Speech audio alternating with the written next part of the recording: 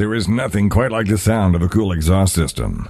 It can improve performance and give you that wonderful rumble that we all love to hear.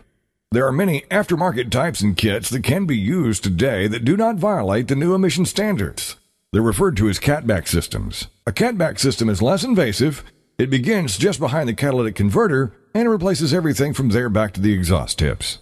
This is the most common aftermarket vehicle modification. Today we'll be looking at the installation of a MagnaFlow catback system on a newer Toyota Tundra with a big V8. And because the MagnaFlow system we use was specifically designed for this model of truck, the installation was very simple. While having the truck up on a lift is preferred, it's not necessary. This install can also be done from a creeper or cardboard. And because it's the exhaust, you might want to let it cool down before you start. Follow the driveline toward the engine until you see where one of the exhaust pipes crosses below it. The pipe has a connection at that point. Disconnect it and the corresponding connection on the passenger side pipe. Find the single clamp near the rear of the muffler and loosen it.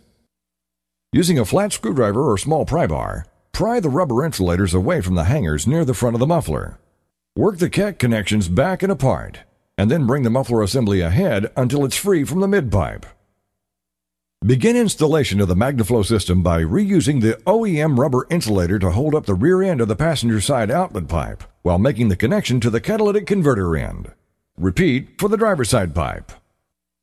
Find and slide the front muffler clamps into place. Lift the muffler into position and connect the muffler inlet pipes to the cat pipes. Slide the front muffler clamps into place and tighten them. Pre-assemble the mid-pipe and tailpipe sections before threading them over the rear axle. But don't tighten the clamps until everything is fit and lined up. With all the parts connected and lined up, go back and check and tighten all of the flange and clamp nuts and bolts.